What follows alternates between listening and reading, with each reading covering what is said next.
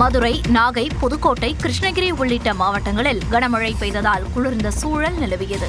மதுரை மாவட்டத்தில் திருமங்கலம் மற்றும் அதன் சுற்றுவட்டார பகுதிகளான பாண்டியன் நகர், வடகரை, செங்குளம், கரிசல்பட்டி, மரவன்குளம் உள்ளிட்ட பகுதிகளில் இடியுடன் கனமழை பெய்தது.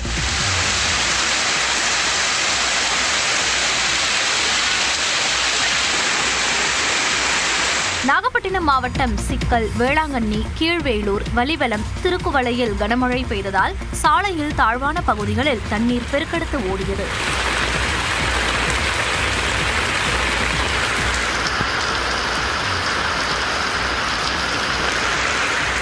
புதுக்கோட்டையில் புதிய பேருந்து நிலையம், திருவப்பூர், மச்சுவாடி, திருக்கோகர்ணம், போஸ்நகர் உள்ளிட்ட பகுதியில் அரை மணி நேரத்திற்கும் மேலாக இடி மின்னலுடன் மழை பெய்தது.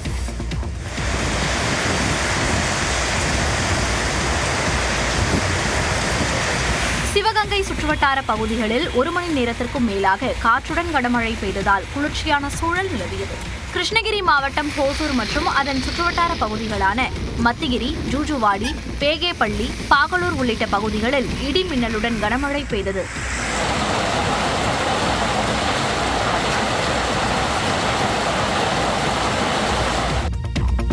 வார விடுமுறையொட்டி தென்காசி மாவட்டம் குற்றாலம் ஐந்தருவியில் சுற்றுலா பயணிகள் குளித்து மகிழ்ந்தனர். மலைப்பகுதிகளில் பெய்து வரும் மழையால் தற்போது ஐந்தருவிக்கு தண்ணீர் வரத் தொடங்கியுள்ளது.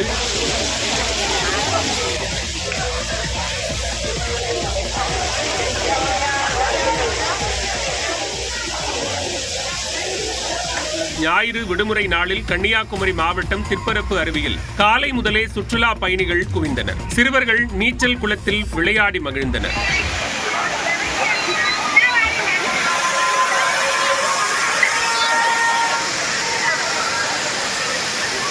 ஒகேனக்கலில் குவிந்த சுற்றுலா பயணிகள் நீர்வீழ்ச்சியில் குளித்தும் பரிசலில் சவாரி செய்தும் மகிழ்ந்தனர்.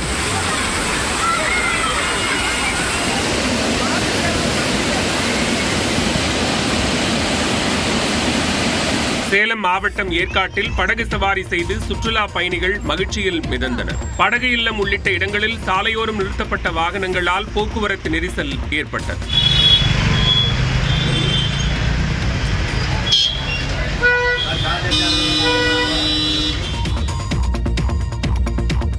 வார விடுமுறையொட்டி திருவண்ணாமலை அண்ணாமலையார் கோயிலில் பக்தர்களின் கூட்டம் அதிகரித்து காணப்பட்டது. அதிகாலை நடை திறக்கப்பட்டு அண்ணாமலையார் மற்றும் உண்ணாமலை அம்மனுக்கு சிறப்பு அபிஷேக ஆராதனைகள் நடைபெற்றன. சுமார் 3 மணி நேரத்திற்கு மேலாக காத்திருந்து சாமி தரிசனம் செய்தனர்.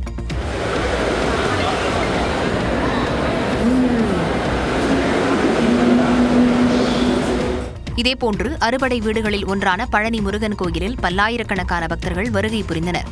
காவடி எடுத்து நேர்த்திக்கடன் செலுத்திய பக்தர்கள் 3 மணி நேரம் காத்திருந்து முருகனை தரிசித்தனர்.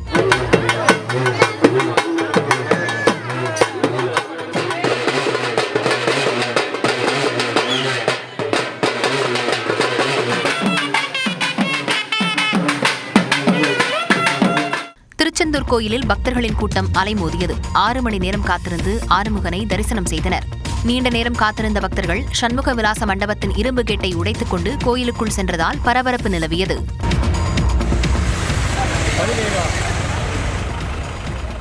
வார விடுமுறையை ஒட்டி கொடைக்கானலில் சுற்றுலா பயணிகள் குவிந்ததால் சுமார் 5 கிலோமீட்டர் தூரத்திற்கு வாகனங்கள் அணிவகுத்து நின்ற காட்சிகளே இவை.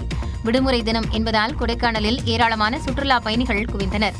அவர்கள் பில்லர் ராக், குணா குகை, பைன்மரச்சோலை உள்ளிட்ட சுற்றுலா தலங்களை கண்டு ரசித்தனர். கொடைக்கானலில் உள்ள அனைத்து சுற்றுலா இடங்களுக்கும் செல்வதற்கு பசுமை பள்ளத்தாக்கு பகுதியில் QR கோட் மூலம் நுழைவு கட்டணம் வசூலிக்கும் முறை தொடர்வதால் அந்த பகுதியை கடந்து செல்வதற்கு 4 மணி நேரத்திற்கும் மேலானது. நான் எவ்வளோ பெரிய சீசன் டைட்டில்லாம் வந்திருக்கேன். இந்த மாதிரி டிராஃபிக் பார்த்ததுல அந்த QR தான் இப்போ இவ்வளோ வண்டி நிற்கிறது. அந்த QR வச்சு இவ்வளோ டிராஃபிக் ஆக்கி மக்கள் ஃபுல்லாக பாதிக்க தான் படுறாங்க. கிட்டத்தட்ட நான் எத்தனை மணி 10 மணிக்கு கிளம்பி இந்த பச்சை பிள்ளைங்களை வச்சு நான் இன்னும் நின்றுட்டு தான் இருக்கேன். மணி 12 ஆச்சு, இன்னும் நான் நின்றுட்டு தான் இருக்கேன். அதே மாதிரி டாய்லெட் ஃபெசிலிட்டி எதுவுமே கிடையாது. இதேபோன்று கோடை சீசனை ஒட்டி நீலகிரி மாவட்டத்திற்கு சுற்றுலா பயணிகள் அதிக அளவில் படையெடுத்து வருகின்றனர். பைக்காரா நீர்வீழ்ச்சிக்கு செல்லும் சுற்றுலா பயணிகளால் கடும் போக்குவரத்து நெரிசல் ஏற்பட்டது. இதனால் 1 கிலோமீட்டர் தூரத்திற்கு வாகனங்கள் ஊர்ந்து செல்லும் நிலை காணப்பட்டது.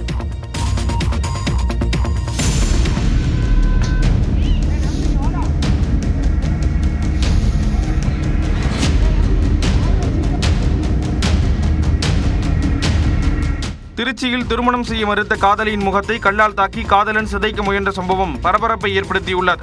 ராமநாதபுரம் மாவட்டம் வரமக்குடியைச் சேர்ந்த கல்லூரி மாணவி திருச்சியில் தங்கி MBA படித்து வருகிறார். இவரும் சிவகங்கை மாவட்டம் சாலை கிராமத்தைச் சேர்ந்த வியாக்குல நவீன் என்ற இளைஞரும் 2 ஆண்டுகளாக காதலித்து வந்ததாக கூறப்படுகிறது. இவர்களது திருமணத்திற்கு பெற்றோர் எதிர்ப்பு தெரிவித்த நிலையில் மாணவியும் காதலை கைவிட்டு உள்ளார். இதனால் ஆத்திரமடைந்த இளைஞர் மாணவியுடன் வாக்குவாதத்தில் ஈடுபட்டார். வாக்குவாதம் முற்றவே ஆத்திரத்தின் உச்சிக்கு சென்ற இளைஞர் கீழே கிடந்த கல்லை எடுத்து மாணவியின் முகம் மற்றும் தலையில் கொடூரமாக தாக்கினார்.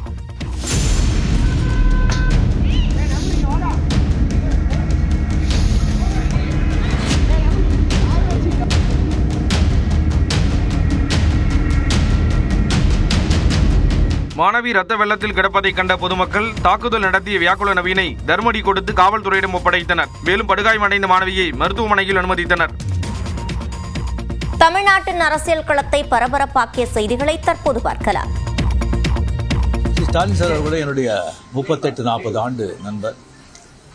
என்னுடைய நட்பு கொள்கைகள் அரசியலுக்கு அப்பாற்பட்டது. ஜனநாயகத்தில் தோல்வி வெற்றி சகஜம். இருந்தாலும் ஸ்டாலின் அவர்கள் அந்த குளத்தூரில் தோத்தது எனக்கு கொஞ்சம் சங்கடமாக இருந்தது. அதுக்காக ஒரு நண்பனுங்கிற முறையில் நட்பு முறையில் அவர் போய் நான் பார்த்தேன். பரபரப்பான அரசியல் சூழலுக்கு மத்தியில் முன்னாள் முதலமைச்சர் மு.க. ஸ்டாலினை சந்தித்தது குறித்து நடிகர் ரஜினிகாந்த் தந்த விளக்கமே இது. திமுக அதிமுக கூட்டணிக்கு பேச்சுவார்த்தை நடத்தியதாக வெளியான செய்திகளுக்கும் சென்னை போயஸ் கார்டனில் செய்தியாளர்களை சந்தித்த போது விளக்கமளித்தார். வேற ஏதோ 2 பெரிய பார்ட்டியை சேர்க்கணும்னு சொல்லி பேசுறாங்க அப்படின்னு சொல்லி விமர்சனங்கள் வெளியே வருது. அந்த சூழ்நிலையில் நான் அதெல்லாம் பேச முடியுமா? அப்படி பேசுகிற ஒரு தரங்கெட்ட ஆள் ரஜினிகாந்த் இல்லை. அது தெளிவுபடுத்துகிறார். விஜய் பதவியேற்பு விழாவில் பங்கேற்காதது குறித்தும் ரஜினிகாந்த் விளக்கமளித்தார். நான் 96 தான் கலைஞர் இருக்கும்போது அவர் இருக்கும்போதே நான் அப்போ நான் போகல. 15 டேஸ்க்கு அப்புறம் நான் வெளியே போயிருந்தேன். 15 டேஸ்க்கு அப்புறம் வந்த பிறகு கலைஞர் சார் கேட்டார், உங்களை பார்க்கணும், நான் வரட்டா நீங்கள் வரீங்களா? ஐயோ நானே வரேன்னு சொல்லி அவர்கிட்ட போய் நான் வாழ்த்துக்கள் சொன்னேன். லாஸ்ட் ஜெயலலிதாவுடைய ஸ்டேரிங் நான் போயிருந்தேன். அவர் நான் வர்றதுக்கு அவர் ஆசைப்பட்டாரு அப்படிங்கிறதுக்காக நான் போயிருந்தேன். முதலமைச்சர் விஜயை சம்பிரதாய அடிப்படையில் சந்திக்க விருப்பமில்லை என்று கூறிய ரஜினிகாந்த் தாவேக தொண்டர்களும் விஜயின் ரசிகர்களும் ஜாக்கிரதையாக செயல்பட வேண்டும் என்றும் அறிவுரை கூறினார். அரசியல் நான் இல்லைன்னு சொல்லி விலகி ஆச்சு. அரசியல் நான் இல்லாத போது அவர் மேல எனக்கு ஏன் பொறாம? ஒருவேளை கமலஹாசன் ஏதாவது முதலமைச்சர் தான் எனக்கு பொறாம வந்திருக்குமோ என்னமோ தெரியாது. அப்போ கூட வந்திருக்காது. கிடைக்காம இருக்காது. சென்னை போயஸ் கார்டனில் செய்தியாளர்களை சந்தித்த ரஜினிகாந்த் முதலமைச்சர் விஜயை தொடர்பு படுத்தி தன் மீது வைக்கப்படும் விமர்சனங்களுக்கு விளக்கமளித்தார். எம்ஜிஆர் என்டிஆர் சாதனை பண்றதை விட அதை விட ஜாஸ்தி கம்ப்ளீட்டா சென்டர் பிஜேபி எவ்வளவு பெரிய பவர்ஃபுல் சென்டர். இங்க 2 பெரிய கட்சிகளை எதிர்த்து தனி ஆளை ஜெயிச்சிருக்காங்க. அது நம்ம சினிமா இண்டஸ்ட்ரியில இருந்து. எனக்கு அது பொறாமை இல்லை, ஒரு ஆச்சரியம் கலந்த ஒரு சந்தோஷம். சென்னை விமான நிலையத்தில் செய்தியாளர் கேள்விக்கு பதிலளிக்காமல் சென்றது ஏன் என்றும் ரஜினிகாந்த் கூறினார். திடீர்னு ஒருத்தர் ஒரு மீடியா ஆள் மாதிரி தெரியல எனக்கு. ஒரு சின்ன போன் வச்சுக்கிட்டு விஜய் ஒரு முதலமைச்சர் இருக்காரு அப்படின்னு சொன்னார். நான் என்ன ஷாக் ஆகிற மீடியா மாதிரியே தெரியுது எனக்கு. ஃபோன் வச்சு நான் அப்படியே பார்த்து சிரிச்சு நான் போயிட்டேன். அதுக்கு வாழ்த்துக்கள் சொல்லலை.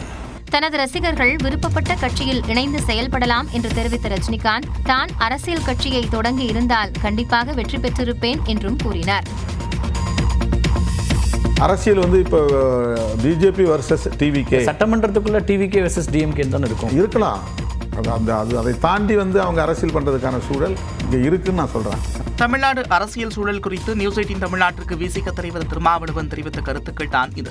களம் 18 நிகழ்ச்சியில் நியூஸ் 18 தமிழ்நாடு ஆசிரியர் கார்த்திகை செல்வனுக்கு பிரத்யேக நேர்காணல் அளித்த திருமாவளவன் அரசியல் களம் தாவேக வர்சஸ் பாஜக என்று மாறியிருப்பதாக கூறி அதற்கான காரணத்தையும் விளக்கினார். பிஜேபியினுடைய நேர் எதிராக இருக்கக்கூடிய காங்கிரஸ் அங்கே அமைச்சர்கள் இடம்பெற போகுது.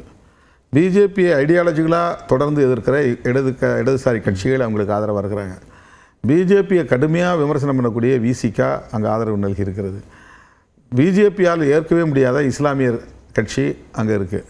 அப்போ இந்த நிலையில் தாவேக அரசாங்கத்தை எதிர்த்து அரசியல் பண்ணக்கூடிய இடத்துல இன்னைக்கு பிஜேபி தான் படிப்படியாக முன்னால் நிற்பாங்க.